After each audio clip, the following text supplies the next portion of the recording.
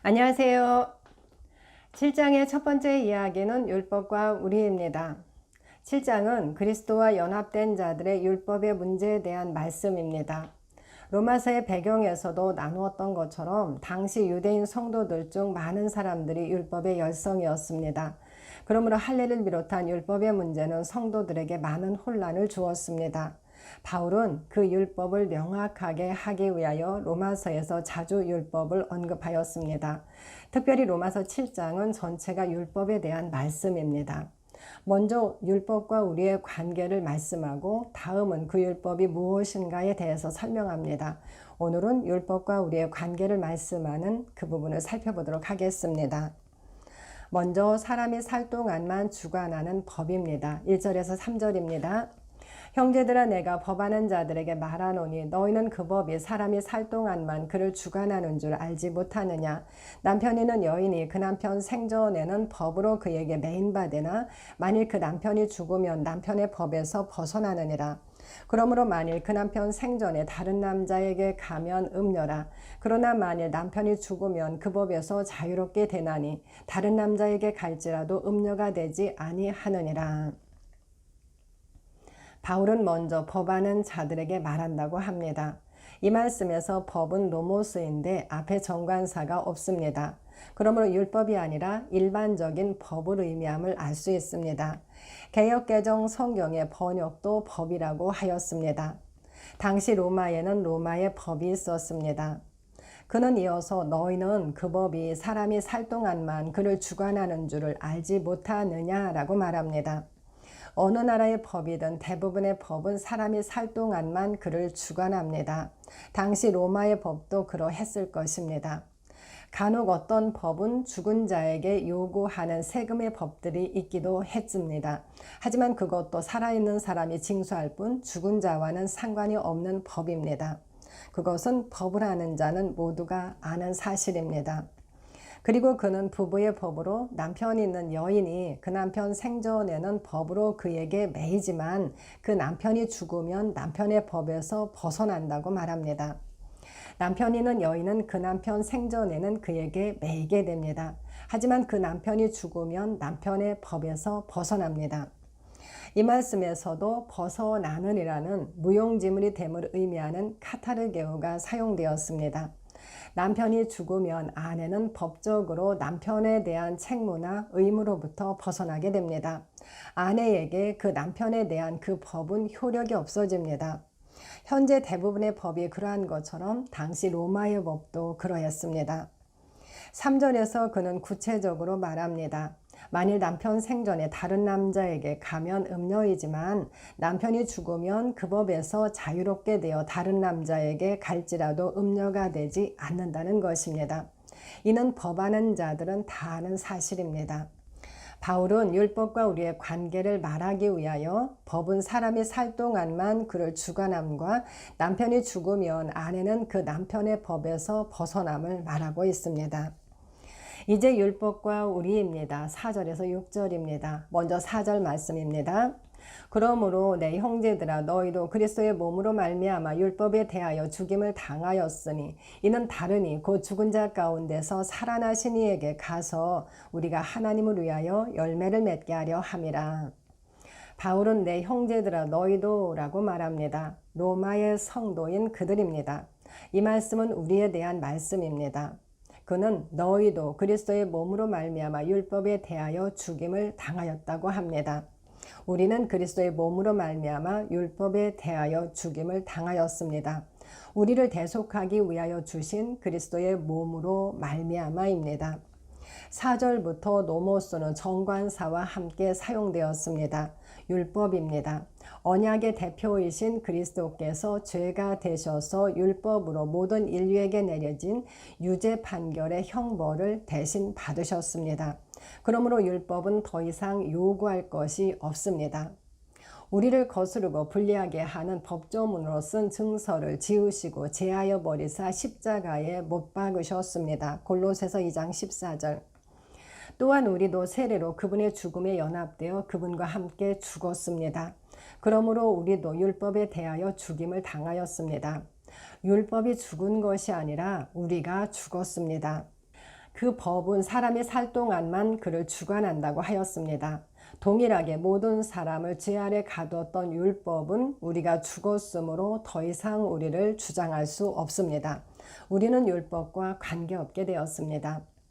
그런데 그것은 다른 이 곧 죽은 자 가운데서 살아나신 이에게 가서 우리로 하나님을 위하여 열매를 맺게 하려 하심이라고 말합니다. 율법에 대하여 죽임을 당하게 하신 이유입니다. 그것은 율법이 아닌 다른 이에게 가서 하나님을 위하여 열매를 맺게 하려 하심입니다. 다른 이 앞에 6장에서 연합을 의미하던 에이스가 사용되었습니다. 가서는 발생됨을 의미하는 기노마이가 사용되었습니다. 다른 이 곧 죽은 자 가운데서 살아나신 그리스도 안으로 연합하여 하나님을 위하여 열매를 맺게 하려 하셨다는 것입니다. 그리스도는 죽은 자 가운데서 먼저 나신 분이십니다. 우리는 그리스도와 함께 하나님의 생명으로 살아난 자가 되었습니다. 우리가 그리스도의 죽으심과 장사됨에 연합된 것은 그리스도를 죽은 자 가운데서 살리심과 같이 우리로 또한 새 생명 가운데서 행하게 하려 하심입니다. 로마서 6장 4절. 우리는 그리스도와 함께 사는 자, 즉 함께 공생하는 자들입니다. 로마서 6장 8절, 디모데후서 2장 11절. 율법은 육체의 법입니다. 그러나 그 율법으로는 하나님을 위하여 열매를 맺을 육체는 없습니다. 그러므로 하나님은 인류의 대표이신 그리스도의 몸으로 말미암아 우리로 그 율법에 대하여 죽게 하시고 죽은 자 가운데서 살아나신 그리스도와 연합하여 새 생명으로 살게 하셔서 하나님을 위하여 열매를 맺게 하려 하셨습니다. 5절 6절입니다.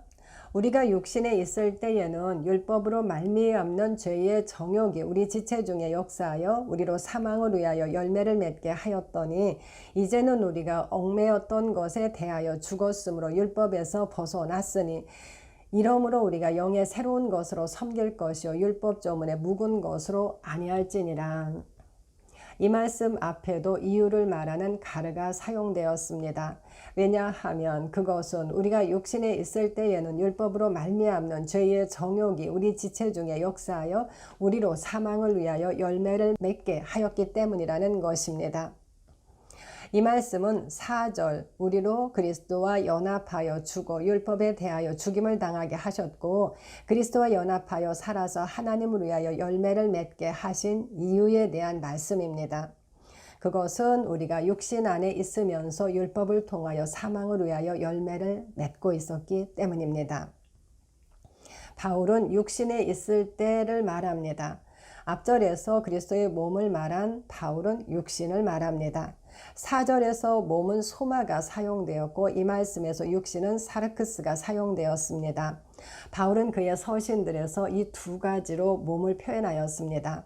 소마는 구원을 의미하는 소조에서 유래된 말로 대부분 몸으로 번역되었습니다. 우리는 그리스도의 몸의 지체입니다. 사르크스는 하나님을 거역하고 죄를 짓는 몸과 마음을 나타내는 말로 대부분 육신으로 번역되었습니다. 우리의 육신은 하나님을 대적합니다.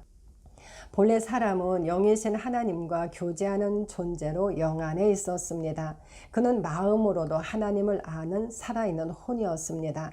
그러나 아담이 타락함으로 사람은 육신이 되어 육신을 따르게 되었고 하나님의 영은 그들을 떠나셨습니다. 창세기 6장 3절. 그렇게 육신 안에 있을 때 율법으로 말미암는 죄의 정욕이 우리 지체 중에 역사하여 우리로 사망을 위하여 열매를 맺게 하였다고 말합니다. 율법은 거듭나지 않은 육신 안에 있는 이스라엘에게 주신 하나님의 법으로 범법함으로 더하여진 것입니다. 율법은 행하면 사는 법이지만 타락한 육신 안에 있는 우리는 그 율법을 행할 수 없었습니다. 오히려 육신 안에 있는 죄의 정욕은 율법으로 말미암아 우리의 지체 중에서 역사하여 삶에서 죄의 삭신 사망을 위하여 열매를 맺게 하였습니다. 그 율법은 모든 인류를 죄 아래 가두었습니다. 죄의 삭은 사망입니다. 죄와 사망이 모든 인류에게 왕으로 통차였습니다. 6절 앞에 니니 대가 있습니다. 그러나 이제는입니다. 그러나 이제는 그것과 같지 않습니다. 그러나 이제는 우리가 얽매였던 것에 대하여 죽었으므로 율법에서 벗어났다고 말합니다. 얽매였던은 헬라어 카테코로 제지하다, 굳게 붙잡다, 점유하다, 묶다 등의 뜻이 있습니다. 그리고 이 말씀에서는 수동태로 사용되었습니다. 로고스의 원어분의 성경은 그러나 지금은 그것에게 묶였던 우리가 죽어 율법으로부터 자유롭게 되었다라고 번역하였습니다. 그러나 이제는 우리가 얽매였던 그것 안에서 죽었습니다. 우리가, 즉 우리의 옛사람이 죽었습니다. 우리를 묶고 얽매였던 것이 무엇입니까? 바울은 그것을 말하지 않습니다. 로마서를 통하여 우리가 알 수 있는 것은 죄와 율법 그리고 육신이 우리를 묶고 하나님을 위하여 열매를 맺지 못하게 하였습니다. 우리가 육신 안에 있을 때 율법으로 말미암는 죄의 정욕이 우리 지체 중에서 역사하여 사망을 위하여 열매를 맺게 하였습니다. 그러나 이제는 우리를 얽매였던 그것에 대해서 우리가 죽었습니다. 육신 안에 있을 때 무엇으로 우리를 얽매이게 했습니까? 율법으로 말미암아 지체 중에 역사하는 죄의 정욕입니다. 6장에서도 죄의 몸, 죄의 사욕을 말하였습니다. 그러나 이제 그것에 묶였던 우리가 그리스도와 함께 죽었습니다. 그리스도 예수의 사람들은 육체와 함께 그 정과 욕심을 십자가에 못 박았습니다. 갈라디아서 5장 24절. 우리의 옛사람이 십자가에 못 박힌 것은 죄의 몸이 죽어 다시는 우리가 죄에게 종노릇하지 아니하려 함입니다. 로마서 6장 6절. 죽은 것은 율법이 아니라 나를 얽매이게 했던 것 안에서 내가 죽었습니다. 그리고 우리를 얽매이게 했던 것에서 죽어 우리는 율법에서 벗어났다고 말씀합니다.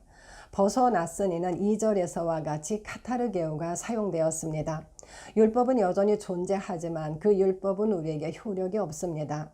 만일 남편이 죽으면 아내는 그 남편의 법에서 벗어납니다. 우리를 묶어두었던 육신 안에 있던 우리가 그리스도와 함께 죽었으므로 우리는 그 육신의 법인 율법으로부터 벗어나 자유롭게 되었습니다. 그렇다면 우리가 어떻게 살아야 합니까? 그러므로 우리가 영의 새로운 것으로 섬길 것이요 율법 조문에 묵은 것으로 아니할 것이라고 말합니다.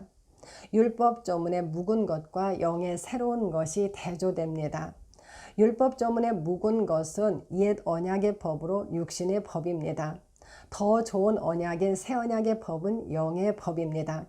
그러므로 새 언약이라 말씀하셨으니 첫 것은 낡아지게 하신 것이니 낡아지고 새하는 것은 없어져 가는 것이니라 라고 말씀하였습니다. 히브리서 8장 13절.